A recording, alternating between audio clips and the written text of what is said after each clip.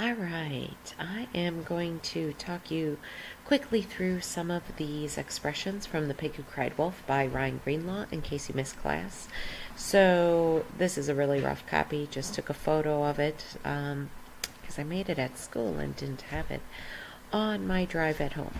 Anyway, so the Knave of Hearts stole 3 tarts. This is an illusion. There's 2 possible places where it could come from.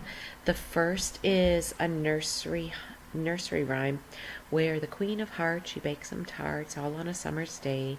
The Knave of Hearts, he stole some tarts, and then it goes on and talks about other people. It's basically a nursery rhyme based on cards and tells what happened. Otherwise, there's also the Queen of Hearts in Alice in Wonderland, and so there's also a Knave of Hearts there because there's that deck of cards represented. So that's a possibility where that is from. What's fun about the next one, charges of aggravated pastry, is this is just a clever word change. Usually you hear charges of aggravated assault or aggravated battery. So because this is referring to the nursery rhyme, instead it is pastry, much less dangerous. Lived happily ever after, this is an illusion. All the fairy tales end this way. I already wrote in the next one. That's just some detective lingo. 38 slugs, they pretend to be raindrops, so they're going to be pretty tough raindrops, pelting raindrops, painful. Flask of whey actually has 2 parts. So a flask is usually a container people use for hard liquor, little silver container. Whey, you might remember from the nursery rhyme, Little Miss Muffet sat on a tuffet eating her curds and whey. The next one refers to that as well, because a tuffet is like an ottoman or a small stool, so Little Miss Muffet sits on one. Then we get to the chief of police being Mother Goose. So if you know anything about nursery rhymes, Mother Goose is pictured on covers of nursery rhyme collections, supposedly. She is the one telling the nursery rhymes. If you ever got into some of the modernization, Land of Stories, they have a Mother Goose character there, so maybe you're familiar with her from that. The name Locke for the detective character. Okay, there's all kinds of ways you can go with this. So lock, as in the case is locked, he has to unlock it. Lock, short for Goldilocks, which then becomes a fairy tale reference. Or you have to unlock the case, crack the case, the lock keeps secrets, and there's something secret going on here. So just playing around with that word. Private Dick Business refers to a cartoon character, Dick Tracy, who was a character in an American comic strip, wore a fedora, solved lots of detective cases. This is also double entendre, which we've talked about, because if you first see that, you're like, what? And you might think of a different sort of meaning, inappropriate. 2-bit clients, 2 bits is 25 cents, a bit is 25 cents, so 50 cents. So if it's a 2-bit client, not worth very much. Low quality, kind of shady, might not necessarily want to work with them. Okay, let me see one of these next pages. I think I'll try this one. Okay, yes, this is the one I want. Okay, so the first term there is la-da-do. That is just an expression for money. Magic spindle is a reference to Sleeping Beauty. When she was born, all these godmothers were invited to her christening except for one, and that one was angry, and so instead of blessing the Sleeping Beauty, she curses her that she'll prick her finger on a magic spindle. So her parents do everything they can. They hide away the magic spindles in the kingdom, but when she's a teenager, she finds it, pricks her finger on it, and everybody in the kingdom falls asleep. So you may have seen a version of that with Disney. More jingle in my trousers is a reference to money. Jingle like the coins jingling. McDonald as the name of one of the pig characters. This is kind of funny because a lot of people say if you eat McDonald's all the time, you will grow large, supersize me, that kind of thing. So it seems appropriate for a pig. Here too, this is a name of a character, Lungs Kreskin. He's a wolf. And if you think about the big bad wolf, he blows houses down, so lungs has to have big lungs, so that makes sense. Loup is a French word. It's actually the French word for wolf. So if you have read or watched Harry Potter, you know Professor Lupin turns into a werewolf. So little play on words there that really relates to this. Similar. Send a herd of cows. I have a typo. Take out the A. And anyway, hey diddle diddle, the cat and the fiddle, the cow jumped over the moon. That's a reference to that. In our short story, the cow is going to be jumping over Pluto, though, because it's that far away. Off in a mud puddle. Think about pigs, because the story is titled The Pig Who Cried Wolf, so pigs like mud. At least that's what we always say. So it's a reference to the pigs.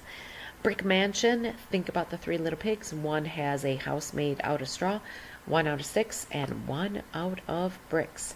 So that takes us through another page. Let's see if I can get the next one. Alright, is this the one I want? I think this is actually my last one. Yes, it is. That's okay. It's pretty fuzzy. You can't really see it too clearly. Anyway, can you? Can I zoom in?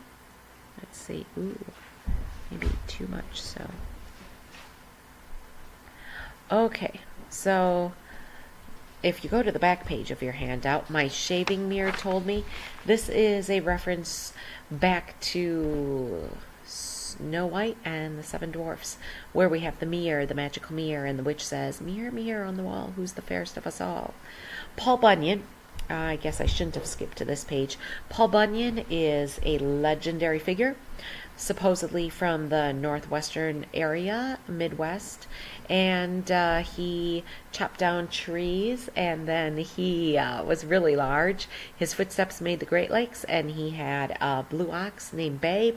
So if it's Paul Bunyan's canker sore, it has to be something really big, because everything about Paul Bunyan is big. Hush job, that's a way of saying you quieted something up so that nobody found out about it. Hush, that's what you say to someone when you want them to be quiet and you're being nice. John Henry and his hammer, another legend. He's the one who worked on the railroad, and at the very end he gives his last effort and ends up dying. But basically just a legendary reference in our story. And that's Patty. Tom Thumb is a very obscure fairy tale. A lot of people don't know this one. He's a little guy who's only as big as your thumb when he's born, and he's the pride and joy of some elderly people. And if it's Tom Thumb and he's that tiny and he's on tiptoes, it's going to be something really quiet. Keep your lettuce. Lettuce is green. Money is green. So keep your lettuce is slang for keep your money. Wee is for pigs. Maybe your parents played with your toes or something and did this little piggy went to market, this little piggy stayed home, this little piggy had roast beef, this little piggy had none, and this little piggy went wee all the way home. He ate someone's granny, and a lumberjack planted an axe. You should recognize that right away as a reference to Little Red Riding Hood. We looked at that story quite a bit. And blackjacks, in case you didn't know, are hand weapons that are used by people who want to commit crimes quite often. Okay, so hopefully this is the last one that I'm missing. Yes, okay, so this is your third page on the handout. Pair of yellow arches, probably you got that right away. That is a reference to McDonald's once again. We already had some McDonald's references. Paul Bunyan, I mentioned just before. Big guy, so legend, large, that kind of thing. Big blue giraffe, just changed it to make it humorous. It's supposed to be big blue ox, but a giraffe has a longer neck, taller, so it has to do with height. 3 bowls of steaming porridge, that is a reference to Goldilocks, so you might recognize that. One was too hot, one was too cold, one was just right.